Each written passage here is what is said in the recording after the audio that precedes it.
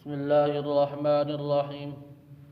والسابقون الأولون من المهاجرين والأنصار والذين اتبعوهم بإحسان رضي الله عنهم ورضوا عنه وأعد لهم جنات تجري تحتها الأنهار خالدين فيها أبدا ذلك الفوز العظيم. فقال النبي صلى الله عليه وسلم: مروا أولادكم أبا بكر فليصلي بالناس. دل نچھاور کیے دیتے ہیں مسلمان اس پر،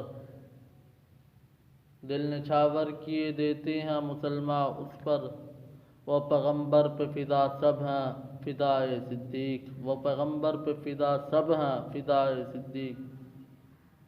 سب سے پہلے ہم سب کو معلوم ہونا چاہیے کہ صحابی کس کو کہتے ہیں.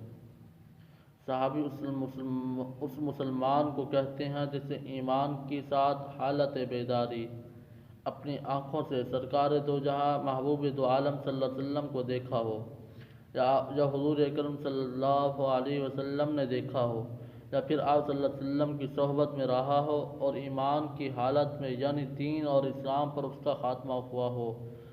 اور جو بھی صحابی ہے اس کا صحابی ہونا تواتر سے جانا جاتا ہے. حضرت سیدنا صدیق اکبر رضی اللہ تعالی عنہ کا صحابی ہونا تواتر کے ذریعے ثابت ہے. حضرت ابو بکر صدیق کا اصل نام عبداللہ ہے اور ابو قحافہ عثمان کے بیٹے ہیں. سلسلہ نسب: حضرت عبداللہ بن ابو قحافہ عثمان ابن عامر ابن عمرو ابن کعب ابن سعد ابن تمیم ابن مرہ ہے، جو 7ویں پشت میں جا کر میرے آقا نامدار حضرت محمد مصطفیٰ صلی اللہ علیہ وسلم کے سلسلہ نسب سے مل جاتا ہے. حضرت ابو بکر صدیق رضی اللہ تعالی عنہ وہ پہلے مرد کلندر ہیں جنہوں نے سب سے پہلے حضور اکرم صلی اللہ علیہ وسلم کی تصدیق کی، اسلام اور ایمان سے مشرف ہوئے.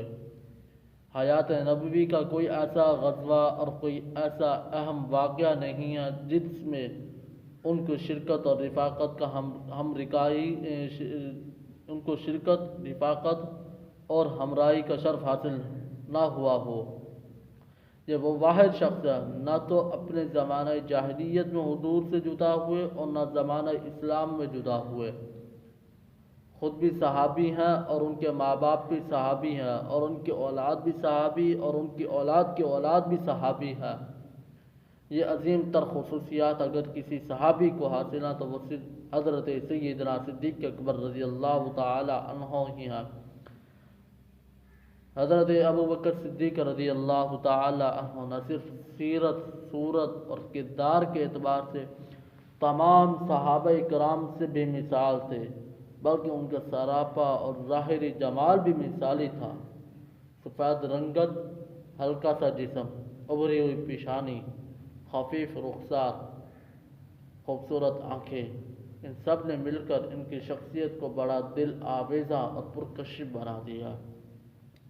حضرت سیدنا صدیق اکبر رضی اللہ تعالی عنہ کا مقام پیدائش اور وقت: واقع فیل کے 2 سال اور 4 ماہ اور کچھ دور کے بعد مکہ مکرمہ میں پیدا ہوئے. وطن اصلی سرزمین عرب کا مرکزی مقام مکہ مکرمہ ہی ہے. آپ رضی اللہ تعالی عنہ کی کنیت ابو بکر، لقب صدیق اور عتیق. میرے محبوب دو جہاں حضرت محمد مصطفیٰ صلی اللہ علیہ وسلم نے ارشاد فرمایا: میری امت پر واجب ہے کہ ابو بکر سے محبت اور الفت کرے اور ان کا شکر ادا کرتی رہے.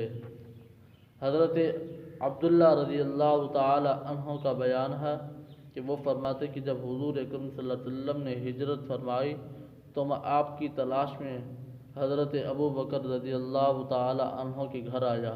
وہاں ابو قحافہ موجود تھے. انہوں نے حضرت علی کو اس طرف سے گزرتے ہوئے دیکھ کر نہایت ہی برہمی سے کہا: ان بچوں نے میرے لڑکے کو خراب کر دیا ہے. حضرت ابو قحافہ نے بڑی عمر پائی.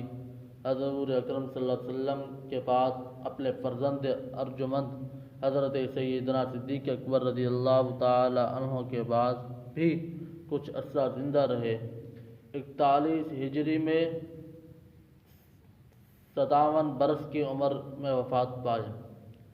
حضرت ابو بکر صدیق رضی اللہ تعالی عنہ کی والدہ محترمہ کا نام ام الخیر سلمہ بنت صخرہ کو ابتداءً میں اسلام میں داخل ہونے کے شرف حاصل ہوا۔ ان سے پہلے صرف 39 مسلمان ہوئے تھے۔ آپ نے نہایت ہی طویل عمر پائی، چنانچہ حضرت سیدنا صدیق اکبر رضی اللہ تعالی عنہ کی خلافت تک زندہ رہیں، لیکن اپنے شوہر سے پہلے وفات پائی۔